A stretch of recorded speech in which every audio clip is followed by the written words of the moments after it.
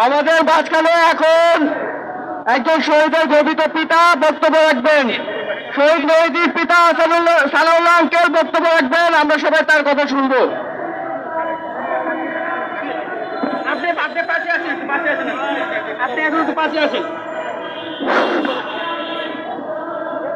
আসসালামু আলাইকুম ওয়া রাহমাতুল্লাহি ওয়া বারাকাতুহু। সাংবাদিক ভাইয়েরা, আপনাদেরকে একটু অবগতির জন্য জানানো যাইতেছি যে 24 আমাদের যে ছেলে মোহাম্মদ মেহেদী চিটাগং 20 জুলাই সে পুলিশের গুলিতে সে নিহত হয়। আমি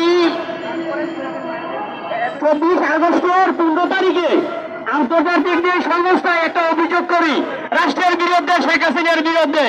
এখন পর্যন্ত আমার এই মামলার কোনো অগ্রগতিও হয় নাই। প্রিয় সাংবাদিক ভাইয়েরা, একটু আমার দিক ফলো করেন। দেখেন, আমার ছেলে একটা ইঞ্জিনিয়ারিং ছাত্র ছিল, ডিপ্লোমা ইঞ্জিনিয়ারিং ছাত্র ছিল। আমার একমাত্র ছেলে আমি হারাইছি।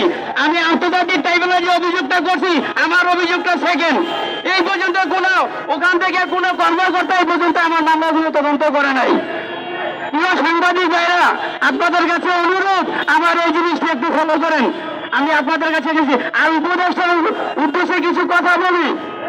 আমরা গ্যাজেট হয়েছে 844 জন শহীদের গ্যাজেট, এখন কিন্তু পিতামাতা বেঁচে আছি। আমি প্রত্যেকটা উপদেষ্টার দৃষ্টি আকর্ষণ করছি, নিন্দা জানাচ্ছি। আপনাদের আমাদের ছেলে রক্তের উপরে আজকে 1 বছর হয়ে গেল, প্রত্যেকটি রায়তে আমাদের কোনো গুণ নাই। আমি এদেরকে উদ্দেশ্য করে বলি, আমরা শহীদ পরিবার থেকে আমরা যে কামনা করছি, যে আশা করছি, তা হয় নাই, বাস্তবায়ন হয় নাই। এই প্রধান উপদেষ্টায় গলে আমাদের সাথে আমার ছেলে রক্তের সাথে বেইমানি করছে। প্রিয় সাংবাদিক ভাইয়েরা, এই বিষয়টা আপনারা তুলে ধরবেন, এই বলে আমরা শেষ করছি। আসসালামু আলাইকুম।